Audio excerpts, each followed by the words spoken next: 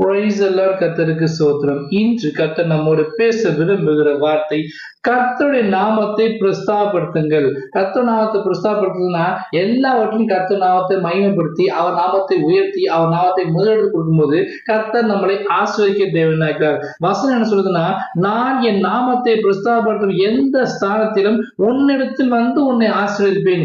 எந்த அளவு கர்த்தர் நாமத்தை உயர்த்துறோமோ அந்த அளவு கர்த்தர் நம்ம இடத்தில் வந்து நம்மளை ஆசீர்வதிக்க தேவனா இருக்கிறார். நம்ம அநேக நேரங்கள் என்ன சொல்றோம், நான் கஷ்டப்பட்டு சம்பாதிக்கிறேன், நான் சம்பாதிச்சு கட்டின வீடு, நான் சம்பாதிச்சா எல்லாம் நடந்துட்டு இருக்குது, ஏன் வருமானம், ஏன் பலன், ஏன் ஞானம் சொல்லி எல்லாவற்றையும் நம்மளதான் முன்னிலைப்படுத்துறோம். நான் வீட்டுல எவ்வளவு கஷ்டப்படுறோம் தெரியுமா, எல்லாமே என்னால வந்ததுன்னு சொல்லி நம்மளதான் முன்னிலைப்படுத்துறோம். அப்படி இல்லாதபடிக்கு இது கர்த்தர் கொடுத்த தொழில், இது கர்த்தர் கொடுத்த வருமானம், இது கர்த்தர் கொடுத்த குடும்பம், இது கர்த்தர் கொடுத்த ஊழியம் சொல்லி எல்லாவற்றிலும் கர்த்தர் நாமத்தை மையப்படுத்தணும். இது தேவனால் வந்த ஈவு அப்படின்னு சொல்லி சொன்னாங்க. ஏன்னா கர்த்தர் எப்போதும் எனக்கு முன்பாக வைப்பீர்கள், அவரின் வலது அசைக்கப்படிய வசனத்தின் பிரகாரமாக எல்லாவற்றையும் கர்த்தர் நாமத்தை மையப்படுத்தி அவர் நாமத்தை பிரஸ்தாபப்படுத்தினா அவர் இறங்கி வந்து உங்களை ஆசீர்வதிப்பேன்னு சொல்றாருங்க.